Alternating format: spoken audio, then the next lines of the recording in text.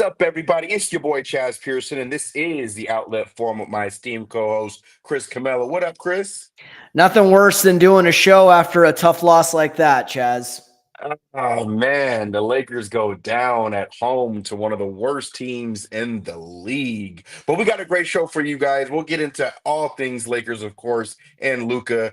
But we got to start off, of course, and talk about a little bit about the All-Star game and All-Star weekend and what can we do to fix it. Court of Gold is now available on Netflix. That documentary is absolutely magma right now. If you haven't watched it or started to watch the episodes yet, definitely do so. We'll get into a few of the episodes on that new documentary, and we'll talk about a little bit of the playoff sleepers going into the NBA final stretch and into the play-in tournament. Which teams are going to be lingering in the playoffs and who are going to be the possible upset teams. But Chris, man, Mm. it's been a week already. It's not even all the way through. It's Wednesday, it's hump day, and the Lakers are the only game tonight on Wednesday night, and that's because of the California fires that happened earlier in the year in January. So this is one of the makeup games, one of two makeup games that the Lakers have.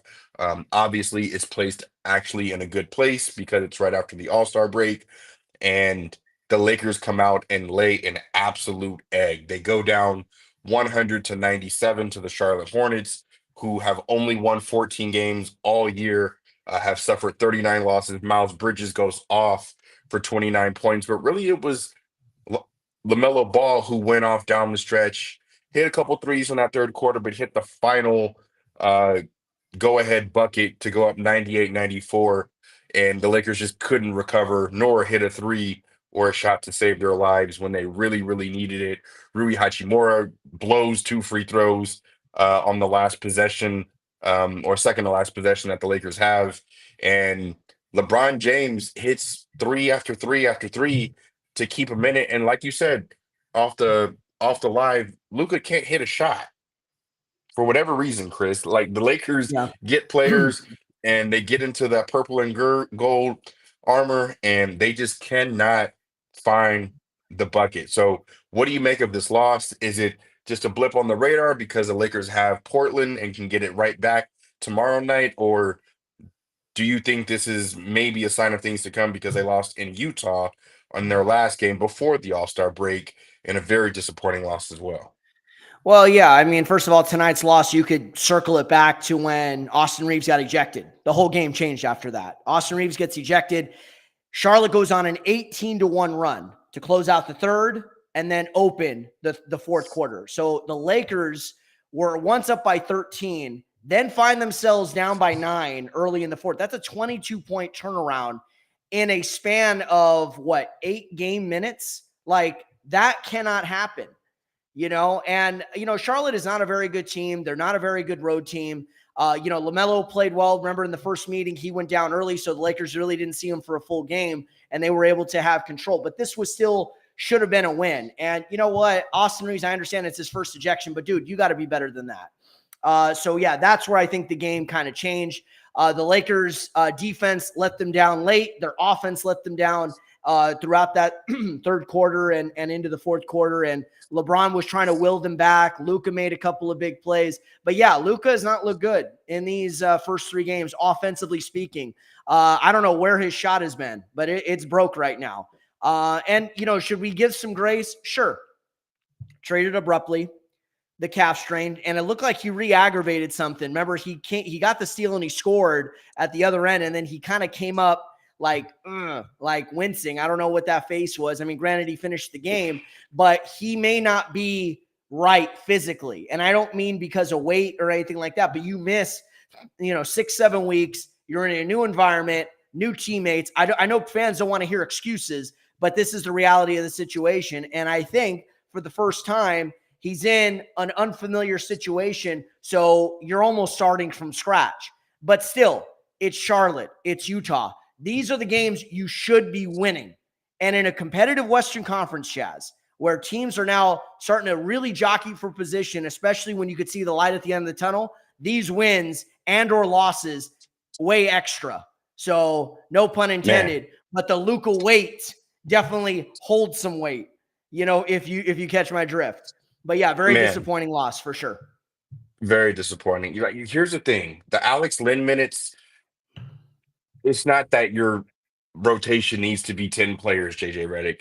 Alex Lynn needs to play if and only if Jackson Hayes gets into foul trouble and or you're playing Nikola Jokic.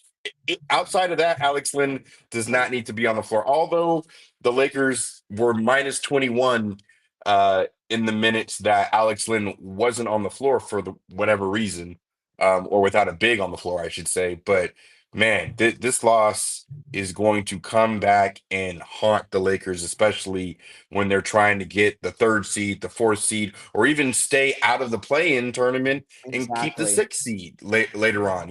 So that's Absolutely. really what I'm concerned about with this team. But I think they'll get it together. I think Luka's really he's not playing within his element because he has two other ball handlers on the court and he's really just trying to figure out where to fit in. And LeBron said, don't fit in, fit the fuck out in that first game last Monday. But Luka is doing the exact opposite. He is trying to fit in. He's trying to pick his spots. When he does shoot, he's not really in a rhythm, which is why all of his shots are either long or short. They're not really left or right, from what it looks like. They keep going in or out, or hitting the rim, short. So I mean, he even airballed a short bunny Yeah, I saw stretch, that. late down the stretch. Yeah, So, um, and LeBron did not look good for 3 quarters either. He finally got into a rhythm in the fourth quarter, and even what do then, you it mean? felt He had like the he was first 8 points forcing of it. the game, Chris. I know, but he only had 10 through 3 quarters. He had the first 8 points, and then what did he do after that? And he had some ugly offensive plays as well. I'm just saying, neither He guy did. looked great Got some bad offensively. turnovers, no LeBron doubt. started well and finished well, but what was going on in between right there? You know what I mean? So these are the losses. Like Utah, I could give a bit of a pass for. It was a heat check game. It's like, the last day of school before you go to spring break, you're not as focused, you're not as engaged. Guess what happens? Slip-ups happens. But when you have had basically a full week off and you've gotten in some practice times, there's no excuse to be losing a game to the Charlotte Hornets. There just isn't. You know what I mean? So, Reeves has got to be better, not getting thrown out of a game, but also, too, the Lakers needed to be better offensively. An 18-1 run. Come on, guys. Come on. That cannot happen. I don't even care if you're playing the freaking Oklahoma City Thunder. That is disgraceful. You cannot go on. You cannot allow your opponent to go on an 18-1 run, Chaez, while they're on your home court. That Can't I don't happen. excuse Can't that. have it. Can't have it. Shout out Marcus. Shout out Sellers. Shout out everybody in the chat going up pissed about this Laker loss, just like I am. Um, Chris, what do you make of La- like Mark Williams got banged on by LeBron? Big highlight. If you didn't see that dunk, you'll see it again, or maybe you might not actually see it again because it was that bad of a loss for the Lakers tonight. But LeBron James had a major highlight on Mark Williams. Mark Williams is not the play. I'm so glad they rescinded that trade because Dalton Knecht didn't even really play all that well, and he still looked better than Mark Williams tonight. And Mark Williams had some 10 and interesting 10 points, comments. 9 rebounds for Mark Williams. I just want to throw that out there. 10 points, 9 rebounds. Continue. Just want to throw that out there. He had some interesting comments, pretty much stating that he felt like he was healthy. Obviously, he knows that he missed some time pre-trade and everything like that, but he felt like he was good. He's been hooping, he's been playing ball, and the Lakers rescinded the trade. I do think that there's a little bit of truth to the Lakers having some buyer's remorse, realizing that they overpaid for a player that isn't going to be as big of a difference maker as they would like him to be. Um, to pay a first, to pay connect, to pay a second for a player that has as big of an injury history as Mark Williams did. I don't blame the Lakers for rescinding that trade, especially if you could get a doctor to sign off on failing him on a physical. If there's a little wink, wink, nudge, nudge in there, hey, is what it is. But I do think that that was pretty interesting, especially with Mark Williams coming and playing against the Lakers and not really having that great of a game, but nonetheless still leaving the building with a win. For sure, yeah. And let me get to his. Okay, so these were the comments he made. These were according to the Charlotte Observer. My agent told me, Williams said, I didn't think I had failed my physical. That didn't even cross my mind. The night I got traded, I played hella minutes. I didn't think in any world that was possible. Since I've been back since the start of the year, I've played games with a lot of minutes. I feel like every injury I've had has been well documented, and I've recovered and been 100% since. Since I don't know what went into that decision, I think that's up to them. He also went on to say, yeah, there's really not much I can do. Like I said, I've been playing. You went from shocked to excited back to shocked. You control what you could control. Yeah, Okay, so yada yes, yada yada. Who get like? it was okay. Well, I want to paint a picture here real quick before I get into Go my ahead. point, please. Go ahead. Jeez, Okay. All right. God, yada yada. Okay, thank you, George Costanza. Yada yada yada. Not to you, Okay, but to Mark Williams. I don't get like it's like, bro, come on now. okay, Like okay, you know you okay. was I hurt. got it. Of course he was, and so was Connect. I mean, these are two really young players. Williams is in his second year. Dalton Connect is in his first year. They get traded. It gets pulled back. We haven't seen anything like this in this particular circumstance since 2010. Like, you don't see guys fail physicals and then see a trade get rescinded. That does not happen very often. A lot of these physicals are formalities at this point. You're already well-versed over what these guys have. So at first it seemed plausible. Was there something else wrong with Mark Williams? Then it's like, well, was it buyer's remorse? And when you think about it, and I thought this too, Could be both. Lakers given up a lot to get a relatively unproven, talented, but unproven 23-year-old. They're giving up Connect, a polished rookie who's having a pretty solid year, did well in the Rising Stars Challenge over the weekend. You're giving up an expiring Cam Reddish, a pick swap, and this was the thing that got me, an unconditional 2031 first-round draft pick. That's a lot to be given up to a guy that the only upside that I saw with Williams was two things: his contract and his age, and of course his size as well, but his age. He's 23, so you think he could be a building block. I don't blame the Lakers for having buyer's remorse, especially if there were things that came up on that physical where you're like, we're not going to take this kind of chance, not at this kind of price, not unless Charlotte does one or two things. They allow us to keep a pick or the swap, or they throw in something else in the deal as well. So, but yeah, he didn't play great tonight. 10 points, nine rebounds. LeBron busted his ass a few different times with the throwdown and then the three-pointer to And that follow. throwdown was so nasty, dog. But it doesn't change the fact, Chaz, that they're still going to need to address this front court at some point. Jackson Hayes and Alex Leonard Band-Aids. They're not the cure for a broken absolutely. arm. And that's what the off season is going to be for. So I didn't really have too much of an issue with the rescinded trade, especially after watching the game tonight and seeing what AD did to Mark Williams with 40 and 20 in his last game before being traded to the Dallas Mavericks. So didn't have too much of an issue with that. But speaking of LeBron, um, there's a whole lot of noise this week going around about the All-Star game and LeBron James and this and that. I just want to ask you really quick, did you have any issue with what he did with not playing or really not just playing, but announcing that he's not playing late? Did you have any issue with that at all? Yeah, I did. Okay, go ahead. I'll give you the floor. So I'll keep this quick. It wasn't the fact. Why did you have an issue with it? I had an issue because of the timing of it. You don't want to not play. That's fine. Anthony Davis couldn't play because of the abdominal injury. Giannis didn't play because he had an injury. At the time, I wasn't even cool with Anthony Edwards, who actually was announced, and we didn't realize that he was sick. So he didn't end up playing, but still he was out there. Chaz, 3-4 hours before a game and you announce that you're not playing. If you knew you didn't want to play, fine. You could have announced it Wednesday after the loss in Utah. It would have given, Adam Silver and Joe Dumars and the other execs in the league office to go find a replacement and get them out to San Francisco for the All-Star game, whether that be Norman Powell or Domantas Sabonis or Devin Booker, deserving players like that. I thought deserved the opportunity, especially a guy like Norman Powell, who may not make an All-Star game ever in his career. This might have been his best shot.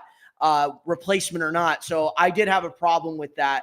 I understand he may have been dealing with an ankle injury. I understand he may have not liked the format, sending a message to the league, but there are ways of still doing things. And even if you're LeBron James, if you didn't want to play, fine. you could have let people know, and you still could have shown up and done your wave into the crowd and everything, and been there to support everyone and hang out. But I don't know. It left a bad taste in my mouth personally. You know, if he knew he wasn't going to play any other day other than the morning of the All-Star game, I agree with you. I agree with you. If Yeah, on Thursday, and that's Friday, the or even question we in don't know. late Saturday, you know, but Yeah, I'm gonna take the man at his word that he probably woke up in the morning, didn't feel right because it is a day-to-day injury. He'd had missed games leading into the All-Star break. So it may have been just one of those days where he woke up and was like, damn, I'm not really feeling good or great, you know. Do I think he still could have dressed and got on the floor for a minute and then subbed himself out? Yes, there are ways about doing it or getting around it, but I didn't really have too much of an issue, especially because guess what? The guy's on my team. So I got to see him play tonight, albeit in a loss. Selfishly, sure. as a Laker Yeah, fan, I don't really give a shit. But to be honest, it really it rubbed me the wrong way because it felt like there was a lot of juice that was out of that game with LeBron not playing. It that wasn't like too. Yeah, Norman. exactly. It wasn't. But I'll be honest, it's not like Norman Powell was going to give that juice back to the game. Although No, no, no, no. But it's more of an he was honor. deserving to Yeah, be there you on the go. floor, and he There you go. was there in the the skills or 3-point competition, I believe, one of the He was two. Um, it was a 3-point shootout. He performed terribly in that. but By the way, but yeah, no, yeah, go ahead. Go ahead. the biggest gripe I had though, Chris, is the risings. I agree with Draymond 1000%. The rising stars being on the floor with the All Stars, and some of them playing even more than some of the young All Stars who lost that first game Yeah. against, I believe it was Kenny's team, against Chuck's team that lost. Those guys played less than the rising stars did Yeah, in because some of Rising them. Stars So ended like up though being I agree with Draymond. Now people having an issue with Draymond saying, "Oh, it was the players that started it." Draymond's it isn't as big of an all-star to affect the all-star game like the other big players. So I don't want to hear any of that. He was right about that. Yes, it was the players. They need to play harder. It's their fault that Adam Silver has to, create all these gimmicks and try and, boost the all-star game. But I actually thought that the actual play of the game. If we could have just got more actual basketball instead of Kevin Hart inappropriate jokes or stopping the middle of the game to give Chuck and Kenny and Ernie fish gear and Shaq, as a send off of TNT.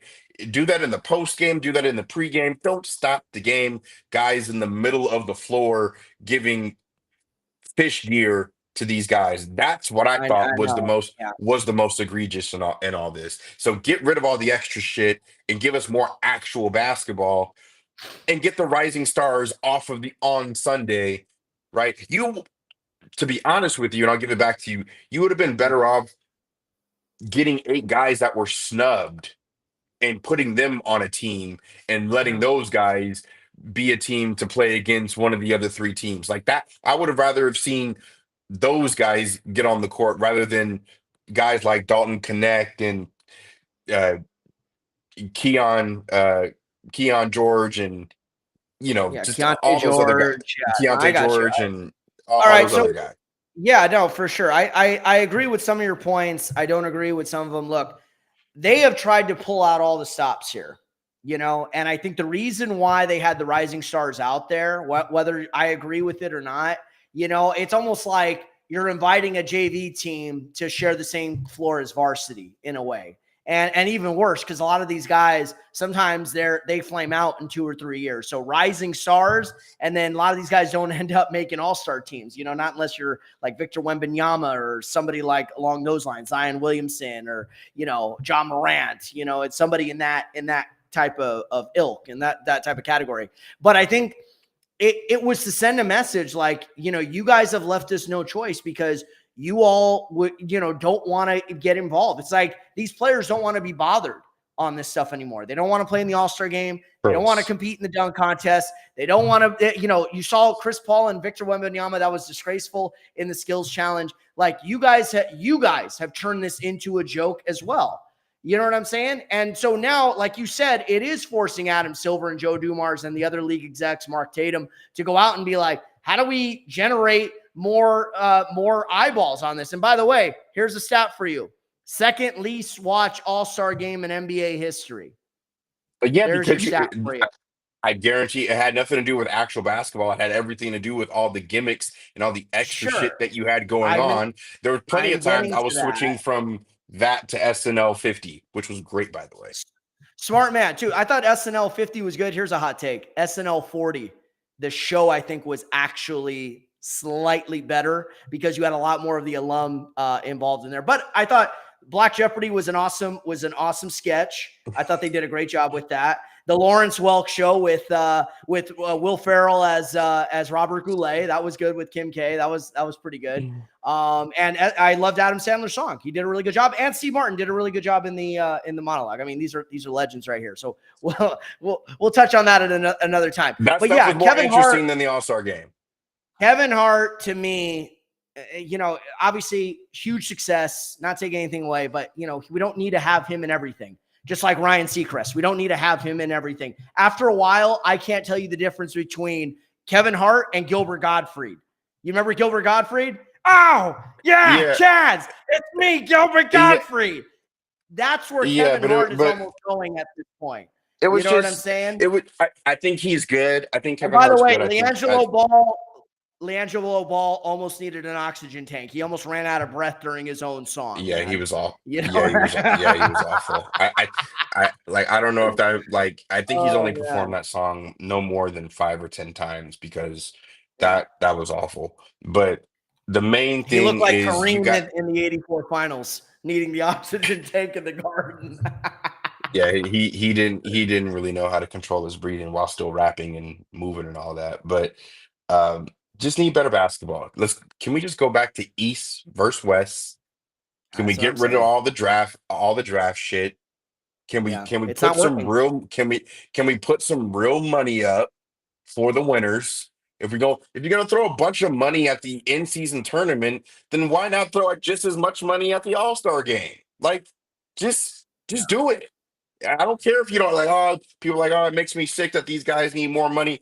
Yes, incentivize them to play, even though the All-Star game is in their contract, by the way, just so you know. It is. But they actually give up too many points.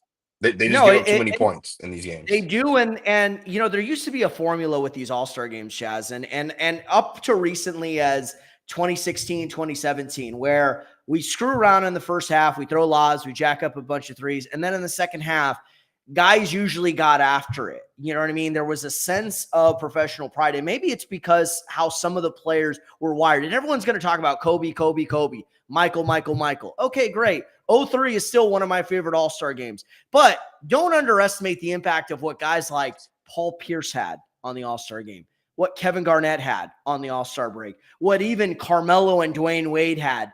Those were still competitors. Even D Rose, go back to 2011. There was a moment where LeBron on the Eastern Conference team was teammates with D Rose. That was D Rose's MVP season and the year that Chicago went to the conference finals. They haven't been back since, but they were there that year. And he says to D Rose, hey, you ready? Like, to strap in. And this was in LA.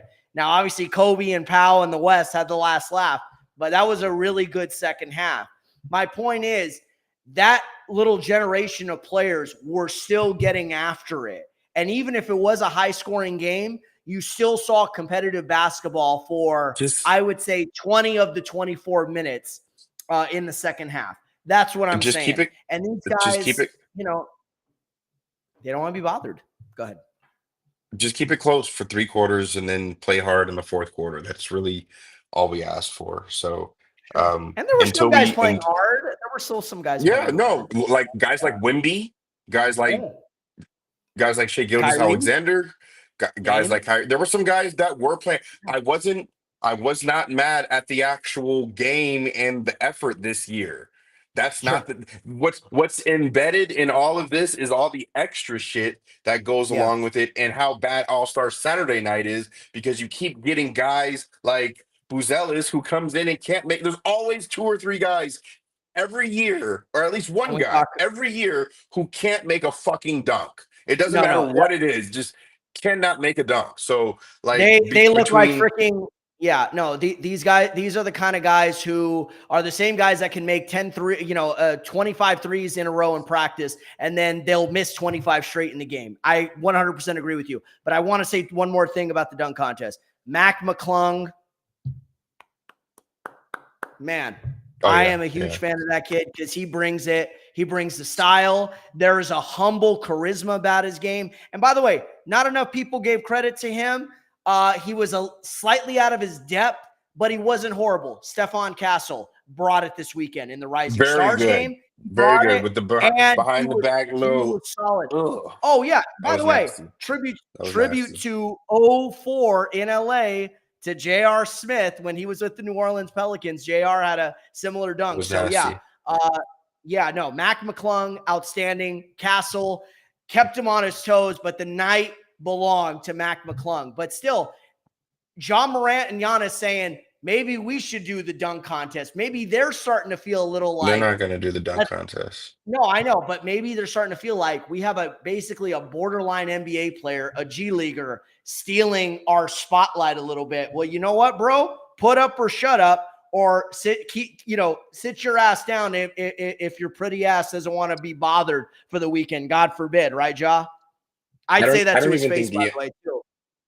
I don't even think the NBA extends the invite to their stars anymore, to be honest with Because you. they know these But guys, I think right? Because these guys disrespect the but I think process, they should put man. up, if they're going to put up $500,000 for 6 million dollars for the in-season tournament winners, right? You can put up $1 million a piece for dunk contests and all-star winners. That's my thing. So we could go on forever about the all-star game. It needs fixing. If they could just go back to East versus West and play hard for one quarter and keep it close for three, I'm good with it. The We only were going to event they've talk a gotten little right, bit. I wanted to say this one. The only event I think that they fixed and got right is the 3-point shootout. The 3-point shot, the starry, green, that ugly green There ball. was That there reminds was me of nothing. what they used to give you on the playground, Okay, and the there was money nothing rack. to I like fix. that. Yeah. There was No, I nothing to know, but fix. There they've was nothing. tweaked it. I like the Oh, to money make it rack. That's better all I'm for you. saying, Okay, bro. all right. Oh, Jeez. okay. Yeah. I thought you What had were an you issue. cutting me Well, off for you before? Why are you cutting me off for when I'm agreeing with you. I'm just saying what I like no, about the 3-point shootout. no, because I'm you're not like, oh, trying they to made jump on the changes, whole and I'm like, weekend. wait, hold on. There was nothing wrong with the No. 3-point shootout at first, but Well, I get you. they I get your added. point. I They wasn't made tweaks sure to make it how. even better. Okay, that's yeah. All right, never mind. Go ahead, continue.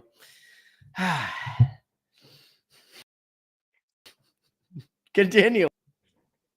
I was going to talk about quarter gold, but we're going to table that for next week because Um, there's still other episodes to watch. And I'm just going to say this about Yeah. Quarter Gold. It is great. If you haven't watched it yet, or at least started the first few episodes, highly recommend doing so. We'll do a full topic on it next week when everybody has finished watching it, since it's only been out for 24 hours. I highly doubt that anybody's had time to sit and watch all 6 episodes unless you don't have a job or don't do shit or had the last couple days off. But we'll get right into NBA sleeper teams to close out the night, late night for us tonight. Special edition of Outlet Forum. NBA playoff sleepers, Chris. I'll give you two. Okay, one from the East, one from the West. Obviously, the Lakers Go are ahead. no sleeper. A playoff sleeper that I think is going to be better than expected. The Los Angeles Clippers. I'm not saying that they're going to win. Yeah. I'm not saying that they're going to go to the conference finals. They're just a Tyronn Lue team with James Harden, Norman Powell. Zubac's playing the way that he is in the West. I think the Clippers are going to be an absolute sleeper.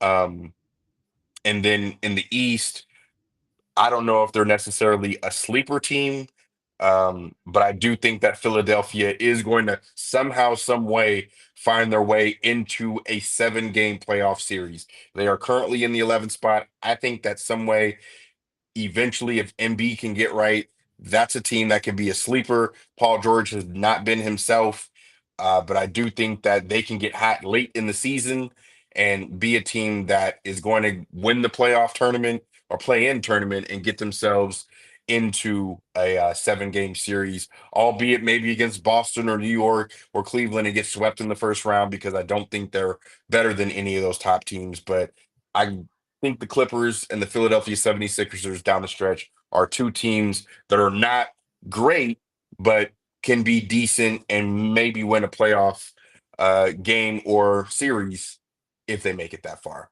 Sleeper teams. Who you got? Mhm. Yeah, I think in the East, they shouldn't be a sleeper, but they have not been good in the playoffs the last few years. I still hold out hope for the Milwaukee Bucks. I think they're going to find a way to getting back to that 4 seed. I think we're going to see another first round showdown with the Bucks. We could end up seeing Bucks Pistons or some variation of those three. I think Orlando's slated to probably be, or at least they deserve to be in the play-in. They have not had a good couple of months after a very promising start to the season. Milwaukee with Kyle Kuzma, it just seems as though Kuz is going to figure this out and provide a little bit more of a spark than Chris Middleton did.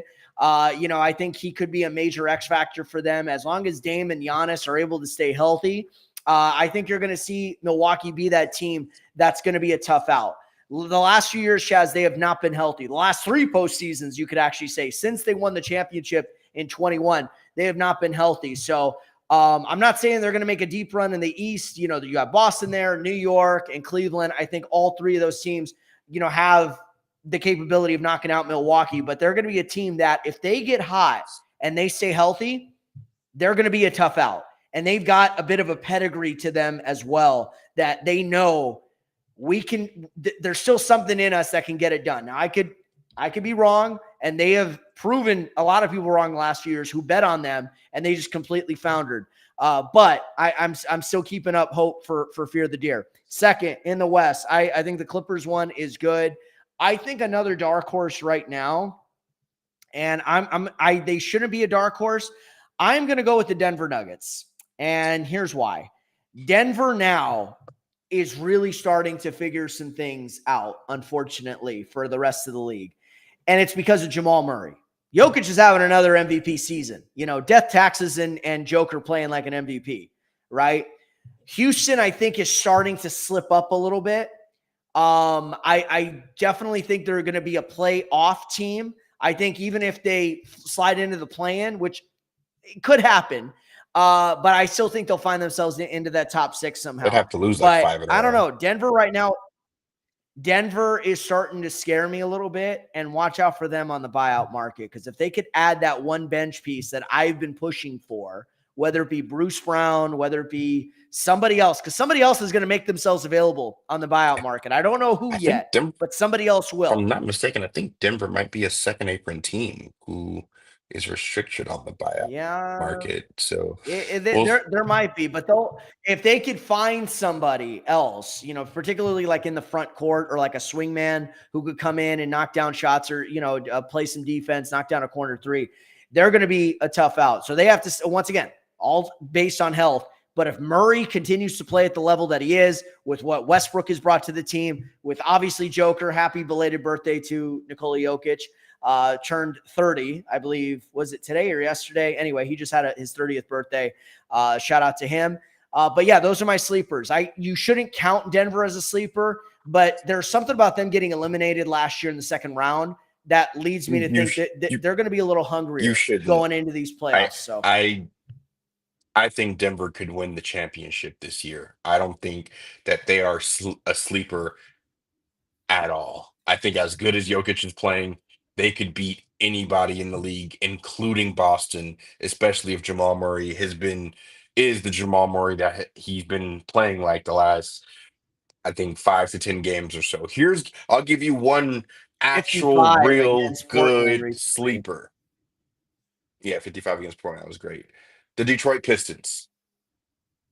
I Shout out my was girl going to say Jasmine. them too. Yeah, but Detroit basketball. shocker. I do not think they can beat Cleveland, Boston, or New York. I do think they can get a game or two against one of those 3 teams. But if some way, somehow they could get the 5 seed and go up against whoever's in that 4 slot, which could be Milwaukee or Indiana, they could win the Yeah. series, bro. The Detroit I like I Pistons are said, 3 games above 500, playing real good basketball, 15-13 on the road, 14-13 at home. I like them. Cade Cunningham is playing well. They're a covering machine. They cover mostly every spread anytime I bet on them. I like Detroit. okay, one more team in the West, and my guy Diddy was saying in the Instagram chat that Denver is not a sleeper. Okay, I'll do Diddy. you one better then. Yeah, that's the guy's name. Yeah, probably not a great nickname right now, but Adrian. But that's his nickname. Diddy? Diddy the kid. Yes. No relation, of Ooh, course. No ooh, no relation, of course. Diddy. No. The only other team I'm a little intrigued by, because I wonder if they can kind of catch lightning after a disappointing start. I'm wondering if Minnesota could claw their way out of that 7 spot and stay out of the play-in. I think the team that they're going to probably try to target is Houston, because there's only a game difference between them and the Clippers. They're 2.5 behind the Lakers, and they're 3.5 behind Houston. So if Minnesota, by the way, Lakers are going to see the Wolves next week. That's part of that tough stretch. If Minnesota can stay healthy and start getting some production from some of the other guys not named Anthony Davis, not Anthony Davis, Anthony Edwards, and not named Julius Randle, then It's like then AD I'm got telling. traded again. I'm just No, playing. yeah, not yet. No, but I would have said Dallas. I just think there's just too many long-term injuries to that front court. And even though they're playing good ball, and Max Christie and Kyrie and Klay are figuring things out, a lot of their young guys, I just don't know how well that sustains. You know what I'm saying? If that's going to be enough to beat some of these teams, especially teams with a loaded front court. That's where I think Dallas gets tripped up. But Minnesota does not have that problem. And I think if they could somehow get Randall and Ant-Man on the same page, they continue to get good production from some of their role players like Conley, like Rudy Gobert, like Nickeil Alexander-Walker. Maybe they can get somebody else off the buyout market. They will be a tough out, because they are also a team that has a true closer in Ant-Man that will be a tough out in a 7-game series. So watch out for Man Minnesota. In has no addition to sidekick. Denver. They traded his sidekick. Cat is Yeah, that but is the only reason why New York is balling out of control, and why the Minnesota Timberwolves, who are in the Western Conference Finals, are all the way down at the 7th seed. Why? Because Julius Randle is not it. As much as I love my man Juju B, he's not it as a running mate bro, for Anthony Edwards, and Rudy Gobert they is just beat not. Oklahoma City wire Man, to wire before the All-Star break. I just want to point that out. They beat I'm Oklahoma just City. They beat Houston. there, They've got a tough schedule coming up. bro. They've got 2 more. Hold on a second. Let me tell you their next 4 games. That'll tell us where we're going. At Houston versus Oklahoma City, at the Lakers. That is going to tell us a lot about how real or phony this Minnesota team is. The question was, are they a sleeper? The answer is yes, because of that win against Oklahoma City before the break, and then we'll see if they get one of these 2 meetings coming up. That's all I'm saying. I just feel like them and the Rockets are in the same boat, just too inconsistent. Maybe, but the Rockets are really unproven, and Minnesota still has a little bit more of a backbone because they were in the conference If finals last year. if they had Big Cat, I'd be with you. But Yeah. Ant-Man can't do it himself, and don't even want to be the face of the NBA. I don't get that. We'll have a whole topic on that next week. We'll get into that. He's But the truth. I don't understand. I don't understand why he doesn't want to be. I don't know. I don't get that. Maybe because of social media and all the people that's already in his business, and he's getting women pregnant and telling them to have abortions allegedly, and all kinds of stuff. Like, and he doesn't want even more people like me talking about shit like that. I get it, but man, you are so talented and you can be the face of the league. But you know who want to be the face of the league, and probably who will be the number one prospect of all time outside of LeBron James, and that's Victor Wembanyama. I think Victor Wembanyama might be the face of the league when it's all said and Sure. done. I think he's Can we got a talk? chance to be. Go ahead. Sorry. I think he's got a chance to be or have a Shohei Ohtani-esque, not be Shohei Ohtani, but a Shohei Ohtani-esque impact on the league. I think he has that kind of capability. You know what I mean? And Shohei, remember, he didn't dominate baseball through those first few years in Anaheim. it was really his last few years when he was winning MVPs. And of course, what he did last year with the Dodgers and the 50-50 season and everything like that. I don't know if he'll be a sensation like Shohei, because Shohei's got the Japanese Babe Ruth thing going, but I think he could meet that standard or at least fall short of it. That's what I think about Wemby, but Ant-Man should be on that list too. So, Well, really quick before we get out of here, speaking of Shohei, the Dodger spring training has officially begun, Chris, and yes, sir. I'm excited because I got my Dodger season tickets back from a few years ago. So your boy will be in the ravine quite a few times this year. You're more than welcome to join me on more than a few occasions this year, boss. What do you make Appreciate of it. the Dodgers and all the hoopla around them and their spending and the payroll and this and that? Do you think that now that they're actually on the diamond with the first spring training game tomorrow, actually at noon, what do you make of the team and how do you think they're going to do this year? They should be great. They should win over 100 games. They should win the division. I think the NL is going to be competitive. I don't want to dump on the rest of the NL. I think Atlanta is going to have a good team. I think Phillies are going to have a good team. Everyone thinks that the Padres are going to take a step backward, but last I checked, Padres are essentially running it back, and they've got a pretty decent squad. They're dealing with some ownership issues, which I think have now gotten settled. So we'll see how it negatively impacts the team. Even Corbin Burns to Arizona makes them good. But the Dodgers, 1 through 25, 1 through 26, 1 through 40, whatever, they are loaded. And as long as they're able to stay healthy, and more importantly, Chaz, the guys that are coming off serious injuries on that pitching staff, the Glassnows, Tony Gonsolin, Dustin May, Bobby Miller, who wasn't injured but struggled last year. As long as those guys are able to be effective and maybe not great early on, but good enough and just give the team a chance to win, they are going to be a very tough out. And it's going to come down to health. Once again, health of the pitching staff, health of the position players. Chaz, a lot of players missed months last year. Mookie, Muncy, Freddie Freeman. I mean, it felt like, and then on the pitching side, forget about it.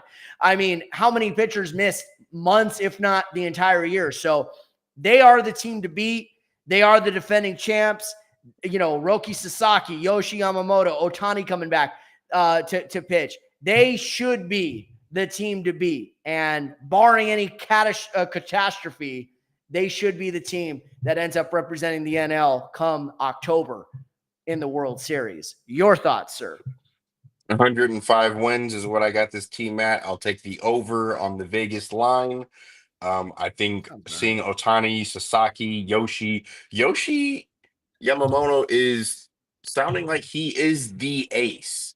I don't know if Snell can overtake him. Obviously, Glass now can't because of his injuries, and everybody else is trying. But it sounds like Yoshi is the ace. He's going to get the start not only tomorrow, but also the start in Tokyo, and he's probably going to be the opening day starter against the Tigers on March 27th. So, Yes, sir.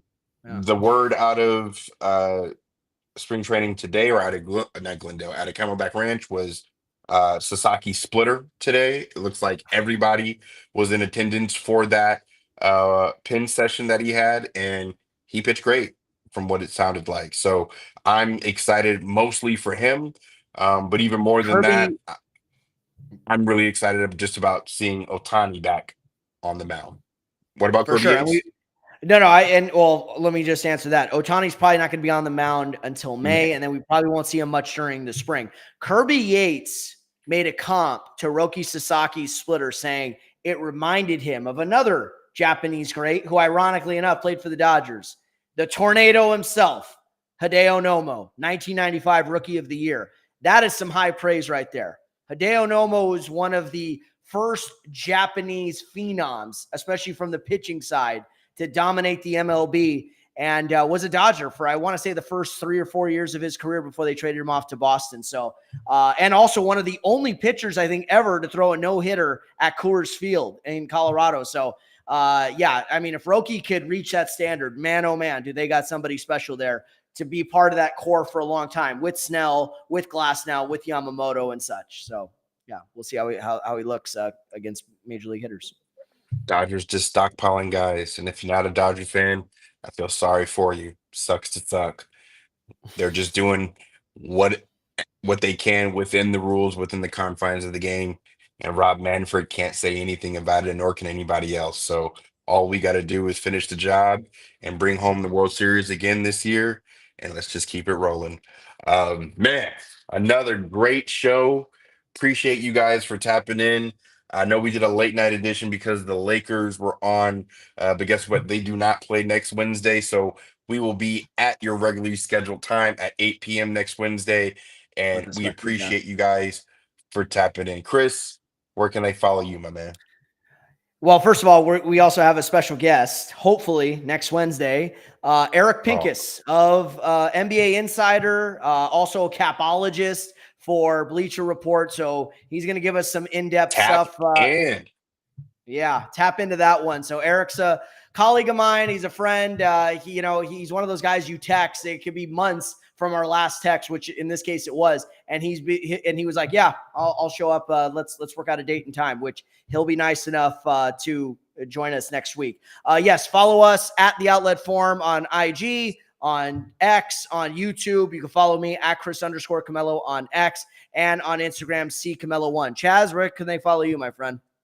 Right here below where you see it at Chaz Pearson on Instagram, at Chaz P on Twitter or X. Appreciate you guys again for tapping in with us. We'll see you guys next week when we have special guest Eric Pincus on, and we'll be talking all things NBA and a little bit of NFL and MLB as well. See you guys next week. Peace.